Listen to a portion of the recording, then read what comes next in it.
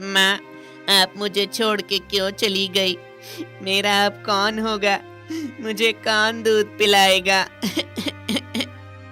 दरअसल हनी अभी बहुत छोटा होता है कि उसकी माँ बीमार होने के कारण मर जाती है। हनी बिल्कुल अकेला हो जाता है। वो इतना छोटा होता है कि अभी खाना भी नहीं खा सकता। वो सिर्फ अभी अपनी माँ का ही दूध पीता था। वो छोटा जरूर था, लेकिन उसमें बहुत समझ थी। वो जैसे तैसे माँ की लाश को गड्ढे में ढकेलता है और ऊपर से मिट्टी डाल के उसे दफना देता है, और इस काम में उसका कोई साथ नहीं देता। माँ के मरने के बाद वो बहुत अकेला हो जाता है। वो दूसरे कुत्तों में घुलने मिलने की कोशिश करता है। मैं बाकी के कुत्तों से दोस्ती करता हूँ। क्या करूँ? अकेला भी कब तक रहूँ? किसी न किसी को तो दोस्त बनाना ही पड़ेगा। लेकिन जैसे ही वो दोस्ती करने की कोशिश करता है, उसे बाकी कुत्ते काट काट के भगा देते हैं। उसे कोई अपने झुंड में शामिल नहीं करना चाहता। माँ, आप क्यों मुझे छोड़ के चली गई? मुझे अकेला देख के कोई मुझसे दोस्ती भी नहीं कर रहा है। मैं बिल्कुल अकेला पड़ गया हूँ और बहुत भूख भी लगती है माँ। इस तरह से हनी जंगल की ओर चला आता है। तभी उसकी नजर एक सोई हुई शेरनी पर पड़ती है। हनी को शरारत सूझती है। वो जाता है और खुश होकर कभी शेरनी के पीठ पे चढ़ जाता तो कभी उतर के उसकी पूंछ से खेलने लगता है, कभी पूंछ को खींचने लगता और बहुत खुश हो जाता है। तभी थोड़ी देर बाद शेरनी की नींद खुल जाती है और वो गुस्से से दौड़ने लगती है। हनी डर जाता है और डर के मारे पेड़ के पीछे छुप जाता है। कौन है? किसकी हिम्मत हुई मुझे तंग करने की? जंगल की शेरनी को छेड़ने की किसने हिम्मत की? सामने आओ। मैं हूँ, मुझे माफ कर दो। शेरनी हनी को हाथ में पकड़ लेती है और हनी रोता है, चीखता है, चिल्लाता है। मुझे छोड़ दो, जाने दो, माफ कर दो मुझे। अगर आज तुम मुझे छोड़ दोगी तो क्या पता कल मैं तुम्हारे किसी काम आ सकूं। ठीक है, इतना रोने धोने की जरूरत नहीं है। अभी अभी मैं शिकार खा के सोई थी। मेरा पेट भरा हुआ है। अगर पेट खाली होता तो तुम आज मेरा भोजन बनते। जाओ, जल्दी से निकलो यहाँ से, इससे पहले मेरा मन बदल जाए। हाँ। हनी शेरनी की पकड़ से निकलते ही जल्दी से भाग जाता है और भागते भागते कहता है, अरे बाप रे, बड़ी मुश्किल से बचा। हनी चलते चलते अब बहुत थक चुका था और बहुत भूख भी लगी थी। वो रोते रोते एक पेड़ के नीचे बैठ जाता है। तभी वहाँ पेड़ पे बैठी चिड़िया ऊपर से हनी से पूछती है, तुम क्यों रो रहे हो? क्या हुआ है? मुझे बताओ, शायद मैं तुम्हारी मदद कर सकूं। मुझे बहुत भूख लगी है। 2 दिन से मैंने दूध भी नहीं पिया है। क्या तुम दूध पीते हो? पर तुम्हें यहाँ दूध कहाँ मिलेगा? मैं अपने बच्चों के लिए दाना लाई हूँ। अगर तुम्हें दाना खाना हो तो थोड़ा तुम्हें उनके हिस्से से दे देती हूँ। चिड़िया ने अपने बच्चों के लिए जो कुछ लाया था उसमें से वो हनी को भी दे देती है, जिससे हनी की थोड़ी भूख मिट जाती है। पर फिर भी वो अपनी माँ के दूध को याद करता है। उसके बाद हनी चिड़िया और उसके बच्चों के साथ रहने लगा, उनके साथ खेलने कूदने लगा। कुछ दिन बाद शहर के कुछ शिकारी आते हैं और शेरनी के लिए जाल बिछा देते हैं। जैसे ही शेरनी वहां से गुजरती है, वो जाल में फंस जाती है और पेड़ पे जाल के साथ टांग दी जाती है। छोड़ो मुझे! कौन हो तुम लोग? अच्छा, तुम लोग तो वही हो ना जो मेरे बच्चों को पकड़ के ले गए हो। पापियों, एक बार मुझे यहाँ से निकलने दो, फिर देखो तुम्हारी क्या हालत करती हूँ मैं। जब तुम यहाँ से निकलोगी तब कुछ कर पाओगी ना। अब चलो भाइयों, जल्दी से शहर से गाड़ी लेकर आते हैं इसे यहाँ से ले जाने के लिए। जैसे ही शिकारी गाड़ी लेने शहर के लिए निकले, उसी समय हनी भी चिड़िया के साथ खेलता हुआ वहां आ जाता है और वो देखता है कि शेरनी को शिकारियों ने जाल में फंसा लिया है। अरे मुझे इस शेरनी की मदद करनी चाहिए। ये बेचारी इनके जाल में से निकल नहीं पा रही है। थोड़ी देर में शिकारी इस शेरनी को गाड़ी में डाल के ले जाएंगे। मुझे कुछ करना होगा। क्या तुम पागल हो गए हो? तुम शेरनी की मदद करोगे? हाँ, तुम सच में पागल हो गए हो। क्या तुम्हें पता नहीं, ये जानवर भरोसे के लायक नहीं होते। अगर तुमने इसे यहाँ से निकाल भी दिया तो निकालते ही सबसे पहले ये तुम्हें खा जाएगी। भूखी शेरनी है ये। हाँ, हमारी बात मानो, घर चलो चुपचाप से। नहीं, तुम दोनों जाओ, मुझे इसकी मदद करनी ही पड़ेगी। मैंने इसे एक बार कहा था कि कभी न कभी मैं तुम्हारे काम आ सकता हूँ, और इस शेरनी ने मेरी जान बख्शी थी। आज शायद वो समय आ गया है कि मैं इसके काम आ सकूं। हनी चिड़ियों की एक नहीं सुनता और शेरनी को बचाने निकल जाता है।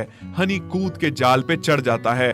शेरनी देखती है और उसे पूछती है, ये तुम क्या कर रहे हो? मैं तुम्हारी जान बचाने आया हूँ।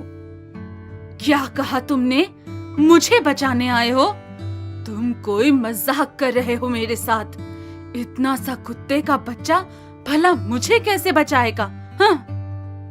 अब तुम अपना मुंह बंद करो और चुपचाप देखती जाओ मैं कैसे बचाता हूँ। शेरनी को कुत्ते की बात पे गुस्सा भी आ रहा था कि वो जंगल की रानी से ऐसे बात कर रहा था। पर थोड़ी देर में धीरे धीरे हनी ने अपने दांतों से जाल काट दिया और शेरनी को बाहर निकाल दिया। जैसे ही शेरनी बाहर आती है वो जोर से दहाड़ने लगती है। हनी को चिड़ियों की बात याद आती है कि वो बाहर आते ही सबसे पहले उसे खा जाएगी। वो बहुत डर जाता है और पेड़ के पीछे छुप जाता है। बाहर आओ, आ जाओ बच्चे, बाहर आओ। हनी डरते डरते बाहर आता है और कहता है, मुझे जाने दो। मैंने तुम्हें इसीलिए बचाया क्योंकि एक दिन तुमने मेरी जान बख्शी थी और मैंने कहा था कि मैं तुम्हारे किसी काम आऊंगा। जानती हूँ, पर मैं भूल गई थी कि एक छोटा सा जानवर भी कभी शेरनी की जान बचा सकता है। मैं अपने घमंड में इतना मगरूर थी कि मुझे पता ही नहीं था छोटा बड़ा कुछ नहीं होता। मैं एक शेरनी होकर, जंगल की रानी होकर अपनी रक्षा खुद ना कर पाई, और तुम इतने छोटे हो फिर भी मुझे बचा लिया। बहुत बहादुर हो तुम। धन्यवाद। अब मैं चलता हूँ। कहाँ जा रहे हो तुम? मेरे साथ उन शिकारियों को मजा नहीं चखाओगे? हाँ, मुझे उन्हें मजा चखाना है ताकि वो किसी भी जानवर को बंदी ना बना पाए दोबारा। थोड़ी देर बाद जब शिकारी गाड़ी लेकर शेरनी को लेने आते हैं और हनी और शेरनी शिकारियों को भगा भगा के मारते हैं, और फिर शेरनी हनी से कहती है, जानते हो, इन शिकारियों ने मेरे बच्चों को भी जाल में फंसाया था और शहर ले गए। मुझे मेरे बच्चों की बहुत याद आती है। हनी शेरनी के आंसू पोंछता हुआ कहता है, आपने अपने बच्चों को खोया, मैंने अपनी माँ को। मुझे माँ की बहुत याद आती है, और खासकर माँ के दूध की। तुमने अपनी माँ खोई, मैंने अपने बच्चे। आज से मैं तुम्हारी माँ हूँ। तुम मेरा दूध पिया करो। अब से तुम्हें दूध के लिए तरसना नहीं पड़ेगा। मेरा दूध पीना तुम, और मैं तुम्हारी माँ हूँ। आज से मुझे माँ कहना। सच माँ? हाँ बेटा। बस उसी दिन से शेरनी को बच्चा मिला और हनी को माँ। वो उसका दूध पीता, उसके साथ खेलता और दोनों एक दूसरे के साथ बहुत खुश रहते। रामनगर गांव में मोनू रहता था। 10 साल का मोनू बड़ा ही होशियार था। गांव के लोग उससे बहुत प्यार करते थे।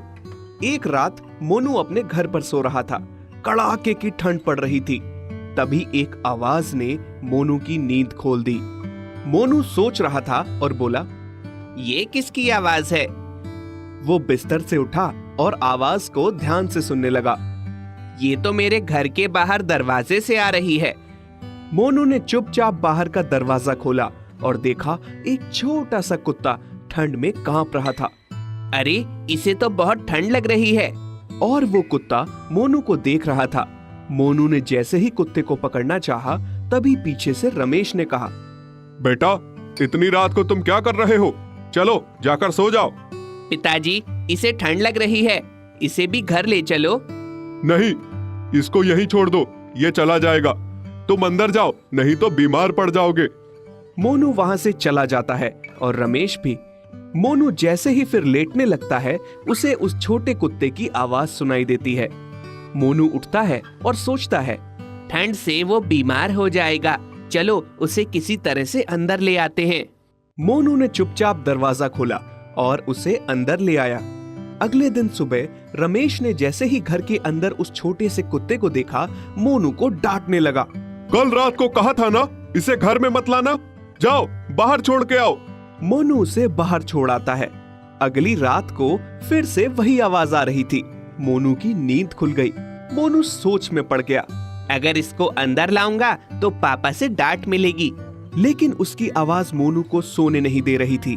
मोनू ने बड़ी हिम्मत करके उसे अंदर लाया, उसको खाना भी दिया और सो गया। रमेश भी सोया हुआ था। तभी घर में खटपट की आवाज सुनाई देने लगी। आवाज को सुनकर वो छोटा सा कुत्ता तेज तेज से भौंकने लगा। घर के अंदर कुत्ते के भौंकने की आवाज से रमेश की नींद टूट गई। कुत्ता लगातार भौंक रहा था। रमेश गुस्से से उठा और बोला, अभी मोनू को बताता हूँ, आज फिर से वो इसे घर में ले आया है। रमेश ने जैसे ही आगे बढ़कर देखा, वो दंग रह गया। 4-5 चोर उसके घर में चोरी करने आए थे। उन सब को देखकर वो छोटा सा कुत्ता भौंक रहा था। रमेश की आवाज सुनकर चारों चोर भाग निकले। रमेश ने मोनू को गले लगाया और बोला, बेटा, आज तुम्हारी वजह से इस घर में चोरी नहीं हो पाई। साथ ही साथ उसने उस छोटे से कुत्ते को उठाया और बोला, आज तुमने मेरे परिवार को लुटने से बचा लिया। रमेश ने दोनों को धन्यवाद दिया और उसका नाम चीकू रख दिया। अब मोनू और चीकू घर में रहते और साथ में खेलते थे। रमेश भी चीकू को प्यार करने लगा और उसकी देखभाल करने लगा।